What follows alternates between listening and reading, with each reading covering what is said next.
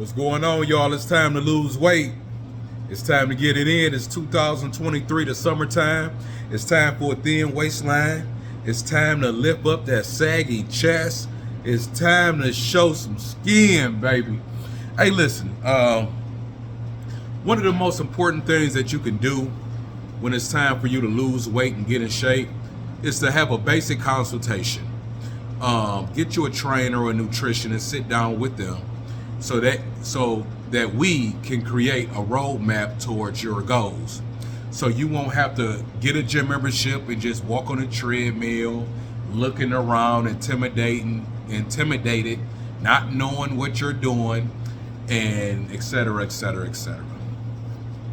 I came to discover that when I'm doing a consultation, the people with the strongest why seems to get the better results. Now, there's no any reason that motivates you to get off the couch and to get in the gym and start moving around for your health is a good enough and a very important reason. However, you may have some individuals that may come in and say, hey, Max, I want to start training because I have a class reunion coming in 2 weeks and I want to lose some weight real quick to fit in my dress. Okay. I'm tired of my butt looking like this. I just want to do just nothing but butt exercises to kind of lift my butt up. Okay, cool.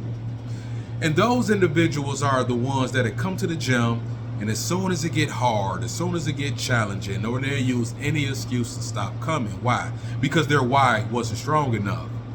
The individuals that come in and say, hey, Max, I was just playing with my son the other day for 20 seconds. I was out of breath, and I had to stop playing with my son. And I saw the disappointment in my son's face. This is why I'm here. I have to do better as a parent. I'm here because I went to the doctor and they said, according to my A1C levels, I'm a diabetic. Diabetes run in my family. In fact, my grandmother had to get her leg amputated. I need help. See the difference? So when I'm doing my consultation and it's time for me to train my clients and they tell me news like that, all I have to do is mention it and help them hold themselves accountable, because their why is so big, it'll motivate them to keep going. So before we start, I want to know, what's your why? Now, moving on, the next step, once you know your why, preparation is very important. And part of being prepared is removing all distractions, especially when it comes to your house. I shouldn't walk in your house and see a big bag of potato chips on the top of the refrigerator. I shouldn't look to the right and see the cookies in a jar. I shouldn't look in your refrigerator and there's nothing but just juices and pops and so many distractions. Because even if your why is strong, you may not be stronger than those type of hormones and the type of feeling that you're going to get when you walk in the side of the house hungry, hangry, and all you want to, and you're smelling certain foods, and all you want to do is eat. You're going to mess your diet up. You're going to throw a speed bump in front of you on your road to success. You want to prepare. You want to remove everything out the house that you're not supposed to be eating, or you at least want to keep it out of your eyesight. Other than that, you also want to do even preparing your workout clothes. You want to already know what you're going to wear. You want to already know what you're going to eat. People think that meal prepping is so hard. It was just something that requires skill. Meal prepping is just cooking enough food for the next day and for the next day.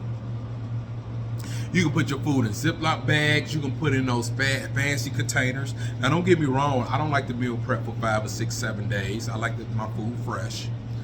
But majority of food, you can make enough for 2 or 3 days and you will be okay. So you want to prepare for this journey. Those are important. Now, what I do with most of my clients, not all, but the ones who have not worked out in a while, they've been eating poor almost their whole life, they haven't and they're just starting out, my goal is to get them to detox. I want to get them to detox. I want to get them to fast. I want to put a lot of nutrients in their body. I want them to burn off and get rid of a lot of toxins. So the first day, I want to recommend that you load your body up with nothing but fruit, especially the berry family, especially the melon family, the cantaloupes, the watermelons. I want you to load your body up with the oranges and the apples, because I need you to put a lot of minerals and vitamins in your body. And once you do that for 1 or 2 days, then I want to challenge you to fast. Go on a dry fast for like 1 or 2 days. Why am I doing it in this order? Because when you're overweight, most of the time, you accumulated a lot of toxins in your body. And when these toxins enter the bloodstream, your body will put it somewhere safe. And that safe place will be your fat cells. So when you start burning, working out, fasting, your body is going to liberate these toxins inside of your body. And it can actually go back inside of the bloodstream. So what you want to do is load your body up with fruits, and then you're going to fast. So when you start sweating and start burning and start doing your fast, your body is already loaded with antioxidants to kind of balance everything out. So eat fruit and then go on a 1 or 2 fasts. And while after your fast, this is when I want you to try intermittent fasting. Intermittent fasting is a time-restricted way of eating. So, in short, you're skipping breakfast, you're skipping a meal. If you're waking up at 4 o'clock or 6 o'clock in the morning, you may not eat until noon. You may not eat until like 2 p.m.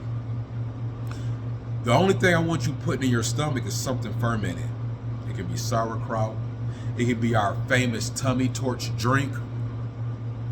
I want you to put some probiotics in your gut, because most of y'all probably have candida, probably have some type of worms. Your gut microbiome is all the way off. It's going to be hard for you to digest food, and also you're going to be craving these certain type of foods. So when you're intermittent fasting, if you're drinking the tummy torch, drink the tummy torch, or eat something fermented to heal your stomach. And then after that, once you break your fast, I want you to break your fast with some fruit. Something fruit-based, like a smoothie. And when it's time for you to eat that lunch, I want it vegetable-based, like a nice salad. With the avocados, with the onions, your prebiotic foods. Prebiotic foods is going to feed the good bacteria, the probiotics that's in your gut. So that your body can heal itself and go through something called homeostasis. It's going to balance your body out. So you got the fruit, then you got a veggie base, and then for dinner it's going to be pretty flexible. I want you to be creative and eat what you like, with one exception. It can't be anything processed. We're going to stay away from dairy. We're also going to stay away from wheat. We're going to stay away from dairy because most of y'all have some form of lactose intolerance. Most of y'all have an intolerance when it comes to dairy. Your body may not produce certain enzymes to break down dairy. And how do you know? Well, if you eat ice cream, if you drink milk and your stomach starts bubbling or you get gassy, you're not supposed to be eating it.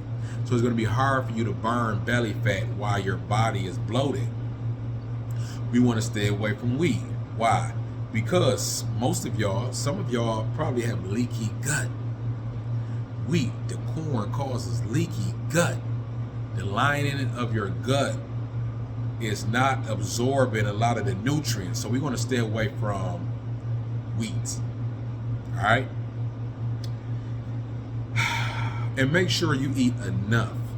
Some of y'all think that y'all just gonna bird feed your way to success. When you try to bird feed your way to success, your metabolism slows down.